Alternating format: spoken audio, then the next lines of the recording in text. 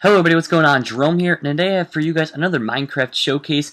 This is number 10, and this one is called Isle of Kaleo, and it is actually a really awesome island. It's basically this floating island in the sky with multiple little islands all around it, with floating ships, floating houses, floating, well, everything. It's really an awesome concept, and I love it a lot. So let's look at some of the finer features of it. In terms of scenery, it has some good stuff like different ships, things like that. You have hot air balloons in the air. Another cool thing that he did that must have took a long time is put glowstone floating all around the area. He pretty much surrounded the island with it. So any time of day, it's pretty much as lit up as possible. You also have inside the ships a little bit of space, and although they aren't developed, it gives you a little space where you can develop as well.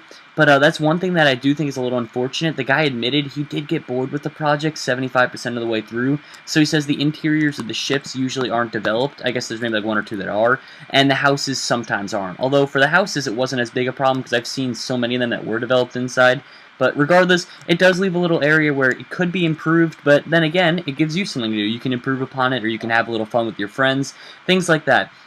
So here's one of the bigger ships, as you can tell, and I think the cooler thing that he did is work on the different types of, I don't know if you call it effects, not so much scenery, but I guess effects with the different types of things. So notice how like the cobwebs make it look like it's being propelled through the air, like a jet of some sorts, or a blimper or whatever. So it really looks awesome that he did that.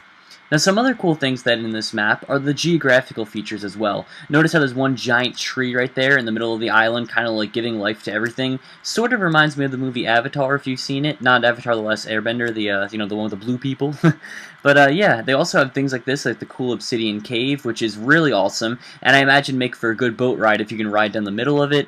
And what else is there? Let me show you. I'll show you guys one of the houses, and I'll show you guys another building. But as I'm going, some cool things that you could do with this map, just off the top of my head. You may be able to do some kind of a Hunger Games, like a Battle Fest type thing, where you get a bunch of people in a server and just go at it and try and, like, give everyone like 10 minutes to hide, and then everyone just charges each other. You can also set this up on a server, and you can just have it where this is like the main town or whatever, and people can claim houses here if you have Townie mod, things like that. So here's the inside of one of the houses. Not exactly the biggest thing in the world, but it's still pretty cool, I think, in my opinion. And if there's enough of them, you can have a little bit of fun there. So that's another thing you can do.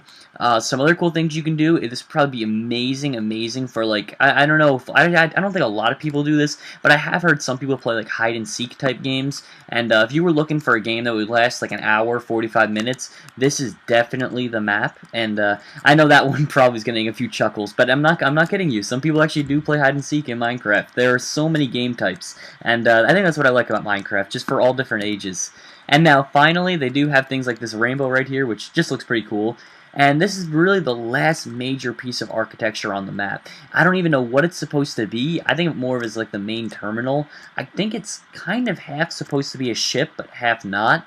Once again, I don't really know, but it's basically got propeller blades, like it's floating. And you can use this if you're using a server type thing as like the main town center. Like this is where people spawn in. Then they come over here, they can jump off the ship's edge and land over here. And yeah, it's a lot of fun.